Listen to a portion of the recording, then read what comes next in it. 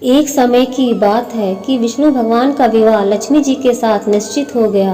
विवाह की तैयारी होने लगी। सभी देवताओं को निमंत्रण भेजे गए, परंतु गणेश जी को निमंत्रण नहीं दिया। कारण जो भी रहा हो, अब भगवान विष्णु जी की बारात जाने का समय आ गया। सभी देवता अपनी पत्नियों के साथ विवाह समारोह में आए। उन सबने देखा कि गणेश जी कहीं दिखाई नहीं दे रहे हैं। तब वह आपस में चर्चा करने लगे कि क्या गणेश जी को नहीं न्योता है या स्वयं गणेश जी ही नहीं आए हैं। सभी को इस बात पर आश्चर्य होने लगा। तभी सबने विचार किया कि विष्णु भगवान से ही इसका कारण पूछा जाए। विष्णु भगवान से पूछने पर उन्होंने कहा कि हमने गणेश जी के पिता भोलेनाथ महादेव को न्योता भेजा है।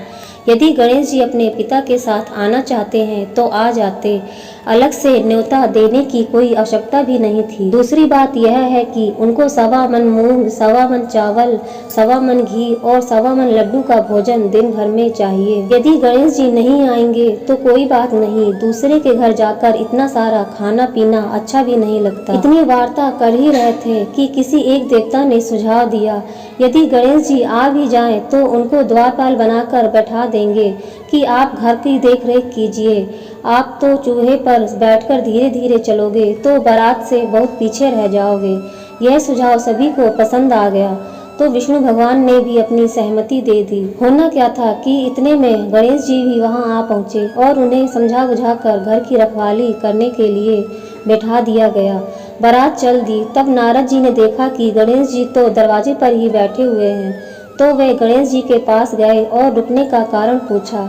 गणेश जी कहने लगे कि विष्णु भगवान ने मेरा बहुत अपमान किया है। नारद जी ने कहा कि आप अपनी मूषक सेना को आगे भेज दें तो वह रास्ता खोद देगी, जिससे उनके वाहन धरती में धंस जाएंगे। तब आपको सम्मान पूर्वक बुलाना पड़ेगा। अब तो गणेश जी ने अपनी मूषक सेना जल्दी से आगे भेज दी और सेना ने जमीन पोली कर दी। जब बारात वहां से निकली तो रथों के पहिए धरती में धंस गए। लाख कोशिश करने पर भी पहिए नहीं निकले, बल्कि जगह जगह से टूट गए। किसी की समझ में नहीं आ रहा था कि अब क्या किया जाए। तब नारद जी ने कहा, आप लोगों ने गणेश जी का अपमान करके अच्छा नहीं किया।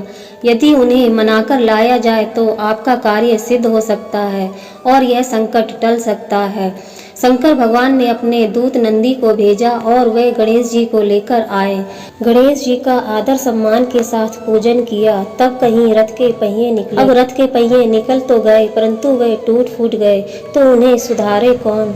पास के खेत में खाती काम कर रहा था, उसे बुलाया गया। खाती अपना कार्य करने के पहले श्री गणेशाय नमो कहकर गणेश जी की वंदना मन ही मन करने लगा।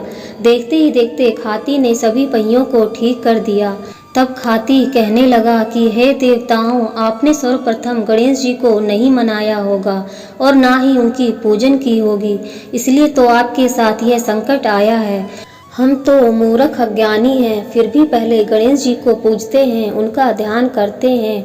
आप लोग तो देवता गण हैं, फिर भी आप गणेश जी को कैसे भूल गए। अब आप लोग भगवान श्री गणेश जी की जय बोलकर जाएं तो आपके सब काम बन जाएंगे और कोई संकट भी नहीं आएगा। ऐसा कहते हुए बारात वहां से चल दी और विष्णु भगवान का लक्ष्मी जी के साथ विवाह संपन्न करा के सभी सकुशल घर लौट आए। हे गणेश जी महाराज, जैसे आपने विष्णु जी के काम सवारे वैसे ही सबके काम सिद्ध कीजिए। बोलो गजानन भगवान की जय।